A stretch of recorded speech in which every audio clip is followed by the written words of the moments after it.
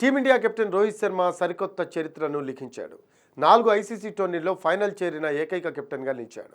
ICC champions trophy 2025లో భాగంగా మంగళవారం జరిగిన సెమీఫైనల్లో టీమిండియా 4 వికెట్ల తేడాతో ఆసీస్ను ఓడించి ఫైనల్ చేరిన విషయం తెలిసిందే. దాంతో రోహిత్ ఈ అరుదైన రికార్డును సొంతం చేసుకున్నాడు. మరే ఆటగాడు కూడా ఇప్పటివరకు 4 ఐసీసీ టోర్నీల్లో కెప్టెన్గా ఫైనల్ చేరలేదు. రోహిత్ శర్మ సారథిగా వరల్డ్ టెస్ట్ ఛాంపియన్షిప్ 2023లో ఫైనల్ ఆడాడు. ఈ మ్యాచ్లో ఆసీస్ చేతిలో టీమిండియా ఓటమి పాలైంది. వన్డే ప్రపంచ కప్ 2023 ఫైనల్లోనూ ఆసీస్ రోహిత్ సారథ్యంలోని టీమిండియాను ఓడించింది. గతేడాది రోహిత్ సారథ్యంలోనే టీమిండియా టీ20 ప్రపంచ కప్ 2024 గెలిచింది. తాజాగా ఐసీసీ ఛాంపియన్స్ ట్రోఫీ 2025లో హిట్ మ్యాన్ కెప్టెన్సీలోనే ఫైనల్ చేరింది. దాంతోనే 4 ఐసీసీ టోర్నీల్లో ఫైనల్ చేరిన కెప్టెన్గా రోహిత్ అరుదైన ఘనతను అందుకున్నాడు.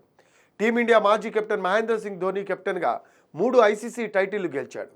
అయితే అతని హయాంలో వరల్డ్ టెస్ట్ ఛాంపియన్షిప్ లేదు. 2019 నుంచి 21 ఎడిషన్ నుంచే ఐసీసీ టెస్ట్ ఛాంపియన్షిప్ నిర్వహిస్తోంది. విరాట్ కోహ్లీ సారథ్యంలోని టీమిండియా వరల్డ్ టెస్ట్ ఛాంపియన్షిప్ 2019 నుంచి 21 ఫైనల్తో పాటు ఛాంపియన్స్ ట్రోఫీ 2017 ఫైనల్ మాత్రమే ఆడింది. వన్డే ప్రపంచ కప్ 2019తో పాటు టీ20 ప్రపంచ కప్ 2016లో కోహ్లీ సారథ్యంలోని టీమిండియా సెమీస్లోనే వెనుదిరిగింది.